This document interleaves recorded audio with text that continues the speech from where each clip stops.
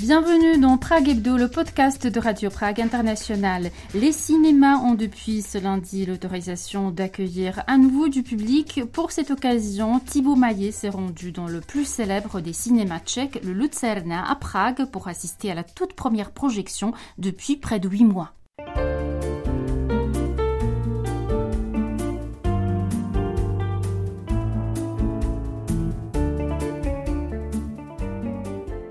Nous sommes juste devant le cinéma Lucerna, en plein centre-ville de Prague.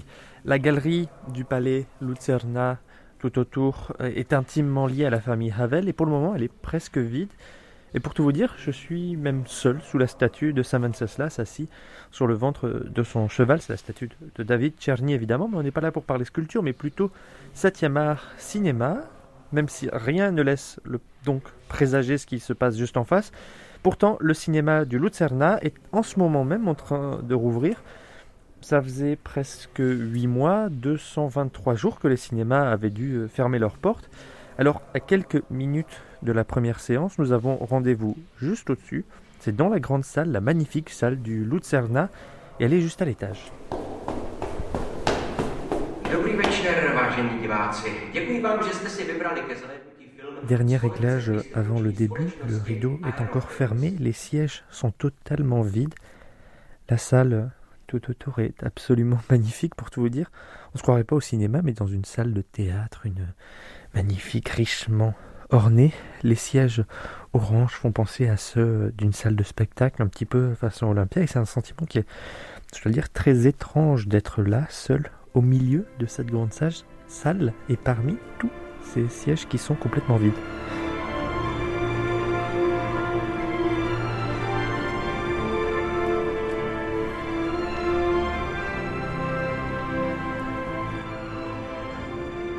Et donc pendant que les derniers essais sont en train d'être faits et que les bandes annonces vont bientôt commencer, pour parler avec nous de la réouverture, juste avant que ne soit projeté à l'écran le film Été 85 de François Ozon qui rouvrira le Lucerna, nous retrouvons Stepan Bukáček, c'est l'un des responsables du cinéma Lucerna. Stepan Bukáček, comment, alors que le stock de films à diffuser est absolument considérable, étant donné qu'en 2020, presque rien n'a été diffusé, mais que les productions et les tournages se poursuivent, comment avez-vous construit votre programmation pour la reprise ? En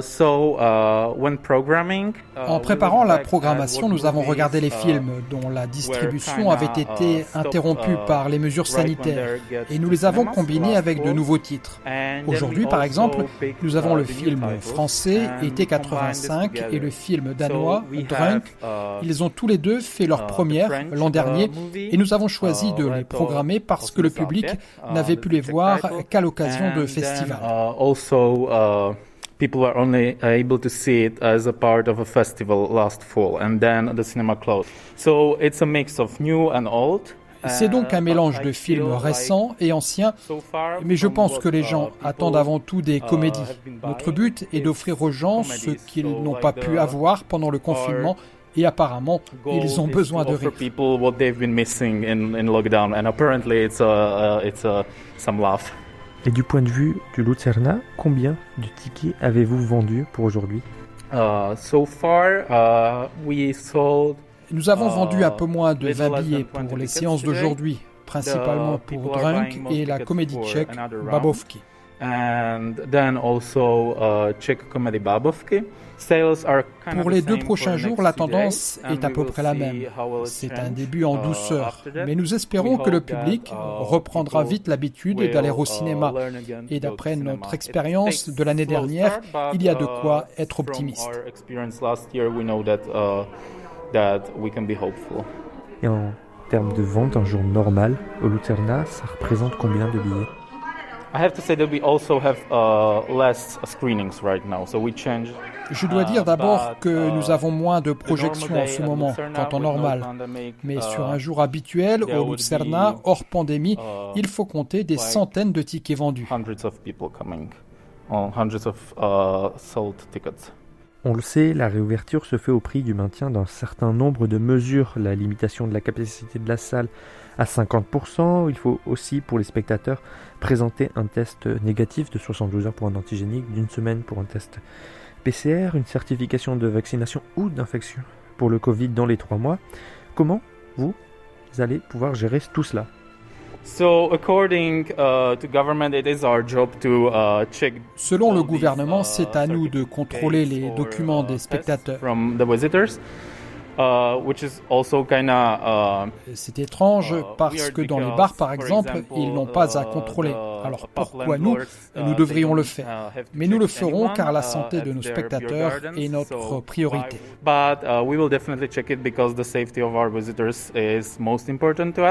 Donc, quand les gens achètent leur ticket en ligne ou à la caisse, nous leur demandons de confirmer qu'ils seront en mesure de présenter les documents requis. Comme ça, il n'y aura pas de mauvaise surprise en arrivant au cinéma. Et donc, ce sera vérifié à l'accueil. Oui, les équipes vérifieront les documents.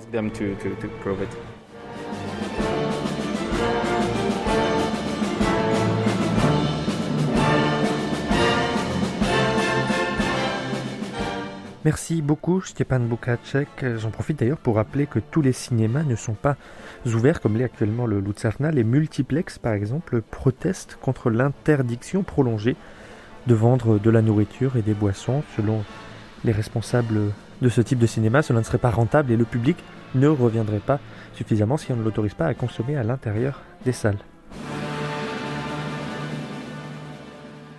Pour la toute première séance, avec un film français, je le rappelle, été 85, il n'y a qu'un seul billet vendu. Et nous attendons donc avec l'hôtesse l'arrivée de ce client ou cette cliente. Et il semblerait qu'on l'entende en bas des escaliers. You have some certificates of your house. I don't. You have to have.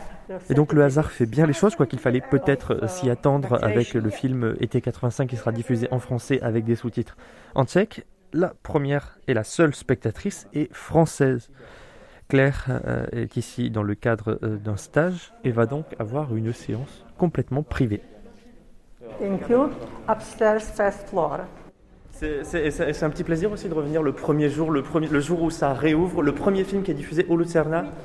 Oui, c'est un plaisir, surtout que je suis jamais allée dans ce cinéma et en fait on m'a parlé de cinéma en disant que c'était le plus ancien de Prague et qu'il fallait que je voie ça et en fait quand j'ai regardé le programme, j'ai vu que, plus de souffle, j'ai vu que c'était le film été 85 que je voulais aller voir avant le confinement et que j'ai pas pu aller voir à cause de ça et j'ai jamais pu aller le voir.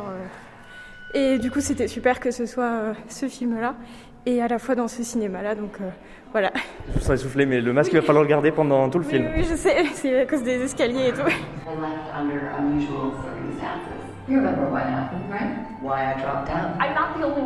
Alors ? Du coup, je peux choisir la place que je veux, quoi. C'est un peu l'idée, on a, je sais pas, au moins 2 dizaines de rangées, une vingtaine de rangées de libres, rien que pour vous. À la fois, je comprends qu'il n'y ait pas grand monde un lundi après-midi parce que les gens travaillent. Mais je m'attendais à voir quand même quelques personnes. Dernière bande-annonce, le film est sur le point de commencer. Ce n'est pas l'affluence des grands jours, on l'a dit, loin de là. Mais cet après-midi a presque le goût ici et la saveur d'une révolution. Une révolution à tous les sens du terme d'ailleurs, celui d'un changement radical, l'ouverture après des mois de fermeture, mais aussi au sens astronomique, le retour à un point de départ, à une situation donnée en l'occurrence, à une période quasi normale où se rendre au théâtre ou au cinéma est une activité autorisée. Si ça vous dit rien, les trucs sur la mort, si vous n'avez pas envie de connaître l'histoire d'un cadavre que j'ai connu quand il était vivant, si vous n'avez pas envie de savoir ce qui nous est arrivé, à lui et à moi, ni comment il est devenu un cadavre, alors vous n'avez qu'à laisser tomber, direct. C'est pas une histoire pour vous.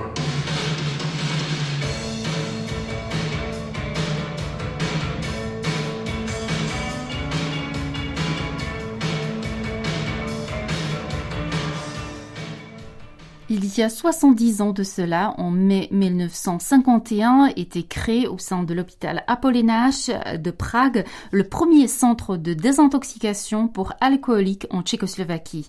C'est à un homme que l'on doit ce centre, alors unique en son genre et qui sera copié avec succès dans le monde. Jaroslav Skala, spécialiste de la prévention et du traitement de la dépendance à l'alcool. Les détails avec Anna Kubishta. Mieux vaut la prévention que la répression, tel était le mot d'ordre de Jaroslav Skala, ce psychiatre tchèque qui traitant déjà des patients alcooliques totalement dépendants et se retrouvant dans des situations dangereuses, eut l'idée d'anticiper en prenant le mal à la racine. À observer les méthodes employées par le médecin, celle-ci n'avait toutefois rien d'une promenade de santé. Séances collectives de vomissement d'alcool ou de médicaments, massage à l'eau glacée ou exercice physique pour n'en citer que quelques-unes.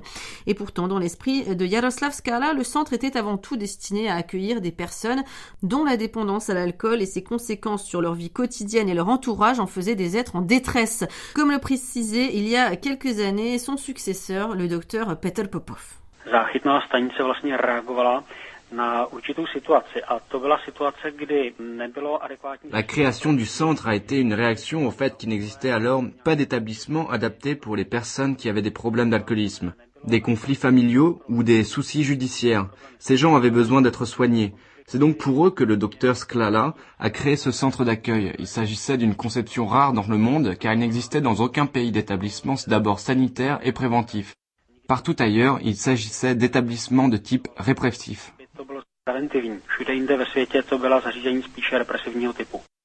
La rigueur avec laquelle le docteur Skala traitait ses patients allait de pair avec une absence de jugement de sa part et un investissement corps et âme dans son métier, rappelle Petr Popov, qui explique qu'à l'hôpital d'Apollinache où tout a commencé, le psychiatre avait fini par s'y installer à demeure, se levant le matin avec les malades, faisant avec eux des exercices de gymnastique et embrayant sur une journée de programme de désintoxication. Il était exigeant avec tout le monde, à commencer par lui-même, précise encore le docteur Popov. Le centre d'accueil du docteur Skala a continué à fonctionner à l'identique jusqu'au début des années 1990. À cette époque-là, Petr Popov était déjà médecin en chef et face à l'augmentation du nombre de cas d'intoxication grave, le centre de désintoxication ne suffisait plus. Il est alors transféré à l'hôpital de Vinohrady où les cas les plus sérieux peuvent être pris en charge par les services concernés. Aujourd'hui, il est accueilli par l'hôpital de Bulovka à Prague et après d'importants travaux de reconstruction, le centre d'origine a également repris ses activités. Le docteur Petr Popov compare le fonctionnement du centre avant et après la révolution de velours. Au tout début, c'était un établissement dans lequel les patients se rendaient plutôt seuls, où quelqu'un les accompagnait lorsqu'ils n'étaient plus en mesure de marcher. Il ne s'agissait pas vraiment de patients qui avaient des problèmes de santé graves ou urgents, à la différence d'aujourd'hui où cela est très fréquent.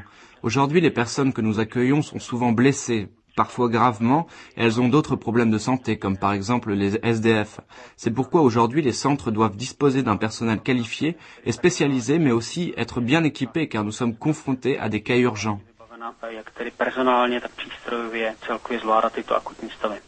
Le nombre de ces centres a diminué depuis le début des années 1990. Aujourd'hui, on en compte 18 dans toute la République tchèque, contre une soixantaine dans l'ancienne Tchécoslovaquie. Une constante demeure toutefois déplorée par les spécialistes sur la question, comme le docteur Petr Popov, qui n'hésite pas à évoquer un a priori positif vis-à-vis de l'alcool dans la société tchèque. Avec une consommation moyenne de 14,4 litres d'alcool pur par an chez les Tchèques de plus de 15 ans, la République tchèque fait toujours partie des pays où l'alcoolisme est un vrai problème sanitaire, un vrai problème de société. Une tendance que n'a pas arrangé la pandémie de Covid-19, les confinements en répétition et le stress découlant d'une situation hors du commun qui a touché l'ensemble de la population.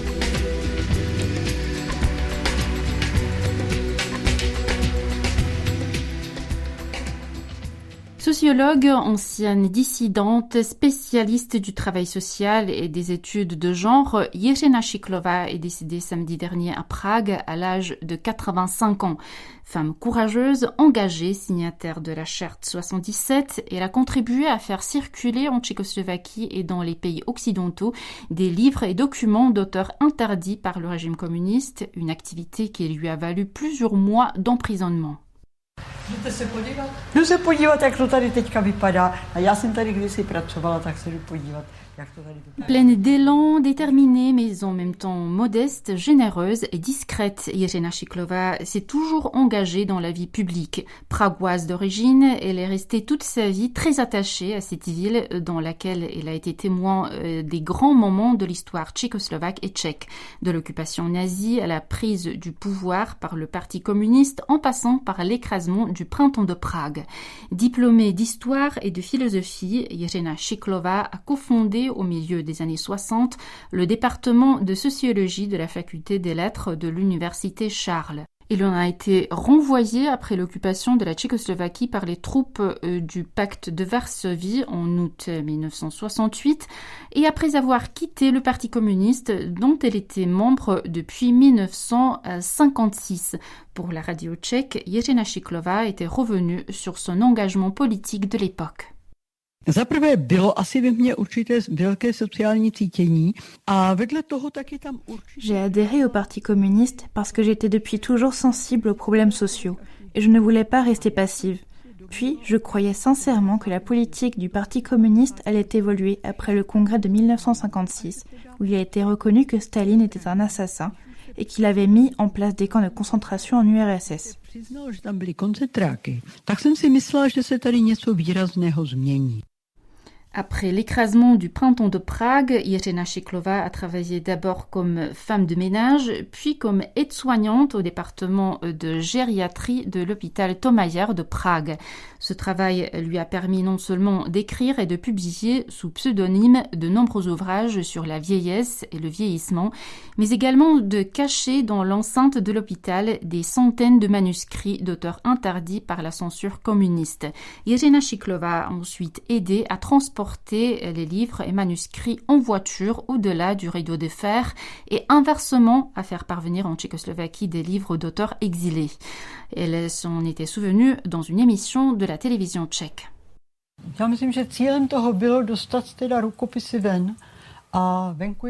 Il s'agissait surtout de transporter les manuscrits ainsi que des articles pour la presse d'auteurs interdits à l'étranger, de les faire publier là-bas et de les faire parvenir à nouveau en Tchécoslovaquie pour qu'ils puissent être diffusés ici. Les livres et documents que nous avons ainsi transportés ont été publiés par les maisons d'édition tchécoslovaques à Toronto, Rome, en Allemagne de l'Ouest ou encore dans la revue Témoignages, fondée à Paris par Pavel Tigrid. Nous avons également transporté la majorité de livres de Václav Havel. Pour cela, nous avons obtenu de la part de nos collaborateurs à Londres une camionnette, une sorte de camping-car qui était auparavant servie, paraît-il, à transporter des armes entre l'Angleterre et l'Irlande. Ce véhicule était donc adapté à cet effet. Il avait un double toit, un double plancher, c'était pratique. On pouvait y transporter environ 290 kilos de livres. La voiture faisait des allers-retours 3 fois par an, parfois même 6 ou 8 fois. Prováželo třeba tak 3krát, ale někdy taky 6krát i 8krát za rok. Emprisonnée entre mai 1981 et mars 1982, Jiřina Šiklová n'a pu renouer avec sa carrière scientifique qu'après la révolution de velours. Tout d'abord, elle est revenue à l'enseignement au sein de l'université Charles, où elle a cofondé une nouvelle chaire consacrée au travail social, ainsi que le centre et la bibliothèque de Gender Studies à Prague. Reconnue à l'international, la sociologue tchèque a reçu un prix pour sa contribution à l'intégration européenne, ainsi que la médaille du mérite de la part de l'ancien président Václav Havel.